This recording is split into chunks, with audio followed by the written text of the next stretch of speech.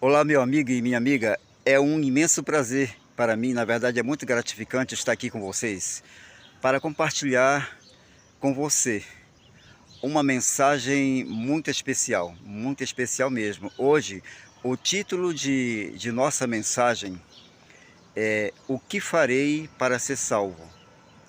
Exatamente isso. Isso é o que nós vamos ver hoje. O que farei para ser salvo?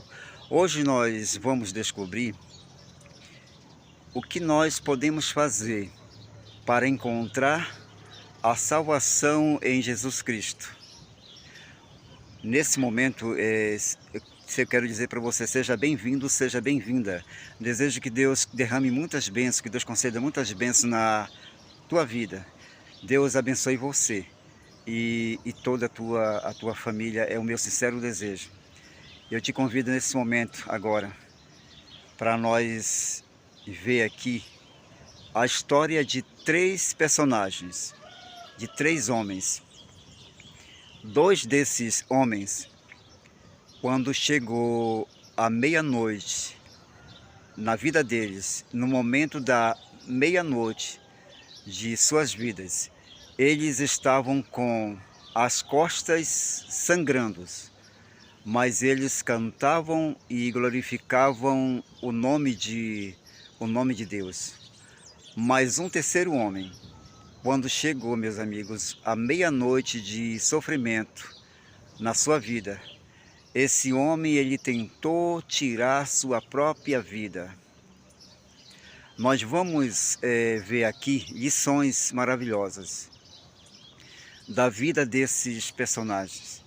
E em seguida nós vamos aplicar, ou seja, vamos tirar lições para nossas vidas.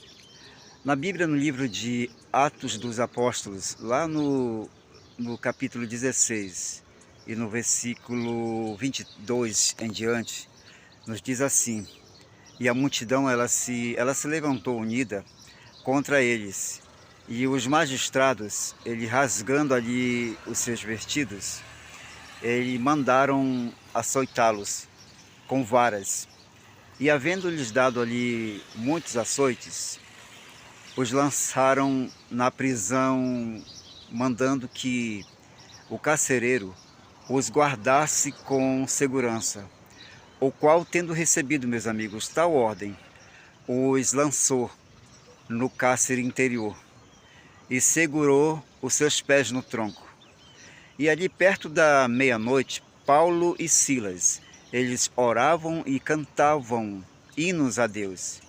E os outros presos, eles escutavam, mas de repente sobreveio uma tão grande, ou melhor dizendo, um tão grande terremoto, que os alicerces do cárcere se moveram e logo se abriram todas as portas e foram soltas as prisões de todos. E acordando ali o carcereiro, e vendo aberta as portas da prisão, ele tirou a espada e quis tirar a própria vida, cuidando que os presos já tinham fugido. Mas Paulo e Silas clamou com grande voz, dizendo: não te faças nenhum mal, porque todos estamos aqui. E pedindo luz, o carcereiro soltou dentro, e todo trêmulo ele se prostrou diante de Paulo e Silas. Tirando eles ali para fora, ele disse: senhores, o que é necessário que eu faça para me salvar? E eles lhe disseram: crê no Senhor Jesus. Crê no Senhor Jesus Cristo e serás salvo tu e toda a tua casa. E lhes pregavam aí a palavra do Senhor e todos os que estavam na sua casa. E o carcereiro, tomando-os, levando Paulo e Silas para sua casa naquela mesma noite, e lavando as feridas deles, e logo foi batizado ele e todos os seus. E levando-os para casa ali, ele pôs a mesa, e na sua crença em Deus, ele alegrou-se com toda a sua família, ou melhor, com toda a sua casa.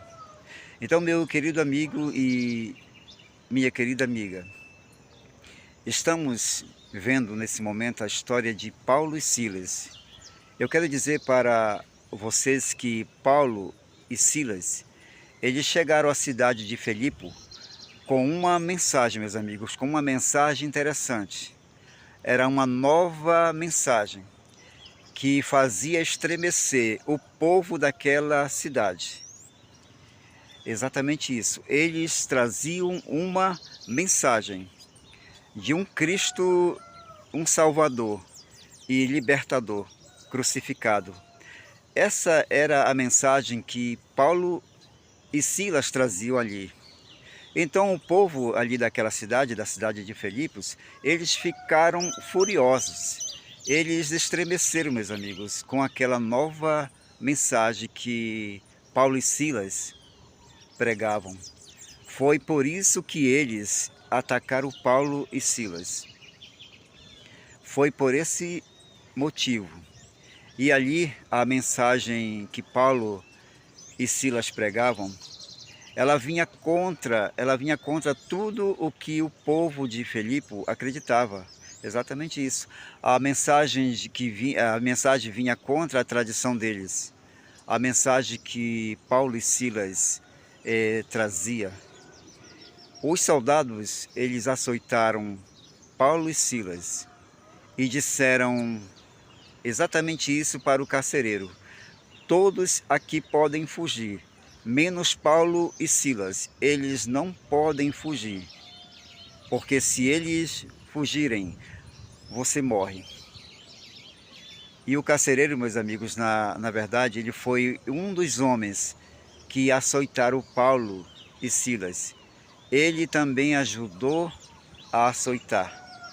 O carcereiro pegou Paulo e Silas com as costas sangrando e os levou para uma prisão escura e os colocou ali numa prisão escura e úmida e amarrou ali os seus pés no tronco e os deixou lá. E o texto bíblico, meus amigos, nos diz que era meia-noite, estava tudo escuro e Paulo e Silas, eles estavam com as costas sangrando, mas o texto bíblico também nos diz que eles estavam, olha só, eles estavam fazendo exatamente isso. Eles estavam cantando e orando a Deus naquele momento, exatamente. A pergunta é: por que Paulo e Silas louvavam o nome de Deus em meio à tragédia, com as costas sangrando? Por que será, meus amigos, que eles faziam isso? Eu quero dizer para vocês, meus amigos, que os homens podiam fazer o que quisessem com eles, mas os homens não podiam jamais tirar a liberdade de louvar, a liberdade de cantar. Eles não podiam tirar a confiança que eles tinham no poder maravilhoso de Jesus. Jamais eles poderiam fazer isso. Paulo e Silas, meus amigos, tinham todos os motivos do mundo. Eles tinham todos os motivos para se revoltarem contra Jesus. Exatamente isso, eles tinham um motivo. Eles poderiam, por exemplo, pensar exatamente assim. Eles poderiam dizer isso, da seguinte maneira eles poderiam dizer: a gente chega a essa cidade para pregar o Evangelho. A gente chega aqui para transmitir a mensagem e levar essas pessoas para a comunhão com Cristo. E olha só o que acontece com a gente. Eles poderiam, meus amigos, pensar desse jeito. Eles poderiam pensar exatamente assim: onde está Deus que não nos protege? Onde está Deus que não nos defende? Eles poderiam ter pensado desse jeito. Mas, meus amigos, Paulo e Silas, eles não estavam fazendo nada de errado. Na verdade, eles não estavam fazendo nada de errado. Eles estavam fazendo o trabalho santo de Deus. Mas a pergunta é, onde estava Deus? Parecia que Deus os tinha abandonado. Parecia, meus amigos, que isso, e eu quero dizer para vocês nesse momento, meus amigos, que aqueles que vivem a vida de comunhão com Deus podem passar por momentos difíceis, mas não se desesperam, porque podem cantar em meio às lágrimas, com as costas sangrando, em meio da prisão também. Mesmo, meus queridos, mesmo em meio da tragédia, podem cantar. Jesus, na verdade, ele nunca disse que, ele nunca falou, ele nunca prometeu que Paulo e Silas não sofreriam. Mas Jesus prometeu para eles que em meio ao vale da sombra da morte, os seus filhos nunca mais, nunca jamais estariam sozinhos. Jesus estaria com eles. Essa é a promessa que Jesus fez. Mas a pergunta é, qual é a vantagem de ter Cristo? Qual é a vantagem de ser cristão? Por exemplo, se eu sou cristão, se eu estou com Cristo, eu sofro. Se eu estou sem Cristo, também eu sofro. E agora? Então, qual é a vantagem, meus queridos? Qual é a vantagem de ser cristão? De ter Cristo na vida? Qual será a vantagem? A vantagem, meus queridos, é muito grande. A vantagem de ser cristão, ela é muito grande. Eu quero dizer que o sofrimento na vida daqueles que não tem Cristo é como um câncer que vai comendo lentamente, e com o tempo ele leva a pessoa ao desespero, leva a pessoa à loucura e ao suicídio, como o carcereiro que queria tirar a sua própria vida. Mas por outro lado, meus amigos, os que estão com Cristo também com certeza sofrem. Só que o sofrimento na vida daqueles que tem Cristo, que tem Jesus, ele é como uma ferida limpa. Dói, ela sangra, mas ela sara. E com o tempo só restam cicatrizes. E cicatrizes, elas não doem. Você até ri, meus queridos, você até ri quando lembra o dia em que a ferida estava aberta. Eu quero dizer para você nesse momento, se você já sofreu alguma vez na tua vida, louve o nome de Jesus por isso. Se você, minha querida amiga, meu querido amigo, ainda está sofrendo, segure o braço poderoso de Deus e cante. Todos nós, meus amigos, todos nós, mais cedo ou mais tarde, com certeza, nós teremos que derramar lágrimas. E eu quero dizer para você, nesse momento, que ao passar pelo vale do sofrimento, Deus nos ajude para que em meio às lágrimas não blasfememos o nome de Deus e de Jesus, e que nós aprendamos, meus amigos, a cantar como Paulo e Silas estavam fazendo ali. O texto bíblico aqui nos diz que era meia-noite. Olha só, o carcereiro, ele estava dormindo tranquilo e de repente veio um terremoto. E aquele terremoto, meus amigos, sacudiu os alicerces da prisão, e as portas se abriram, e as correntes que prendiam Paulo e Silas, elas caíram por terra.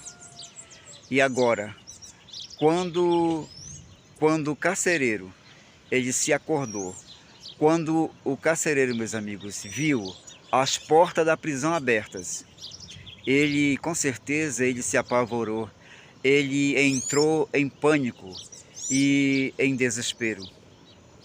E ele disse: os prisioneiros escaparam, e agora eu vou morrer, porque eles me avisaram, eles me disseram que qualquer um podia fugir, menos Paulo e Silas.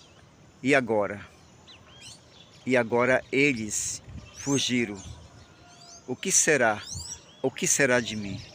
E eu quero dizer para vocês, meus amigos, que naquele momento havia chegado a meia-noite na vida daquele carcereiro. Exatamente. Paulo e Silas, no meio do sofrimento, eles cantavam.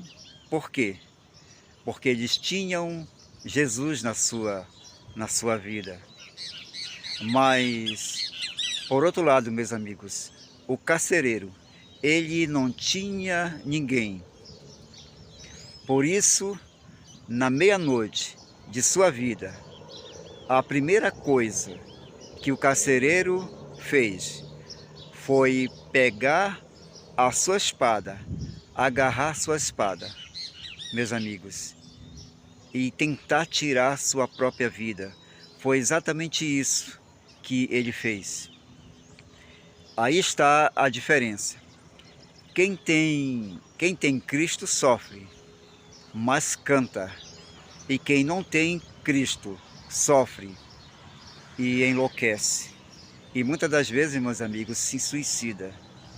Eu quero dizer para você nesse momento que os filhos de Deus, eles não tiram a sua própria vida, não porque não sofram, mas porque em meio ao sofrimento, meus amigos, eles sabem a quem cantar. Exatamente isso. O texto bíblico nos diz que quando o carcereiro, ele pegou a sua espada, ele estava pronto a tirar sua vida. Ele ouviu a voz de Paulo e Silas, que dizia: não te faça nenhum mal, porque nós estamos todos aqui. Foi exatamente isso, meu querido amigo e minha querida amiga, que Paulo falou. Por que será, meus queridos? Por que será que Paulo e Silas não fugiram? Se eles estavam soltos, as portas da prisão, elas estavam abertas. Os grilhões, as correntes, estavam soltas. Por que será que Paulo e Silas não fugiram? Sabe por quê, meus queridos? Porque, meus amigos, eles nunca fugiram. É porque eles nunca estiveram presos. Na verdade, eles nunca estiveram prisioneiros. Os homens podiam prender, eles podem prender o nosso corpo, mas nunca o nosso espírito. Os homens não podem prender os nossos pensamentos e nem os nossos princípios. Eles não podem prender. Eu quero dizer para vocês nesse momento que quando o carcereiro, ele viu que Paulo e Silas não tinham fugido, ele entendeu toda a tragédia da sua vida. Ele, meus amigos, pensou: o que será que acontece comigo? Esses homens com as costas sangrando, em meio à dor, em meio à lágrima, em meio da meia-noite de suas vidas, eles louvam o nome de Deus. E eu, diante de um pequeno probleminha, eu já estava pensando eu já estava querendo pegar a minha espada para tirar a minha vida. O que será que esses homens têm que eu não tenho? O que será que esses homens possuem que eu não possuo? Meus amigos, o testemunho de louvor que Paulo e Silas deram ali em meio ao sofrimento cativou o coração do carcereiro, e ele caiu de joelhos diante de Paulo e diante de Silas. Ele perguntou: senhores, o que é que vocês possuem que eu não possuo? Senhores, o que é que vocês têm que eu não tenho? Por favor, digam-me o que eu devo fazer para me salvar. E meus amigos, naquele exato momento, ali veio a grande resposta de Paulo e Silas: crê no Senhor Jesus Cristo e serás salvo tu e a tua casa. Foi o que Paulo e Silas falou para ele, para o carcereiro. O texto bíblico nos diz que o carcereiro, naquela mesma hora, naquela mesma noite, ele aceitou a Jesus e ainda levou Paulo e Silas, meus amigos, para a sua casa e cuidou das suas feridas, aquelas feridas que ele mesmo havia causado. E em seguida, meus amigos, o carcereiro, ele convidou Paulo e Silas, para comerem em sua casa. E logo ele foi batizado, ele e toda a sua família. Eu quero dizer para você, meu querido amigo e minha querida amiga, que no mundo existem muitas pessoas lutando contra Jesus, exatamente. Essas pessoas estão dizendo não, não e não.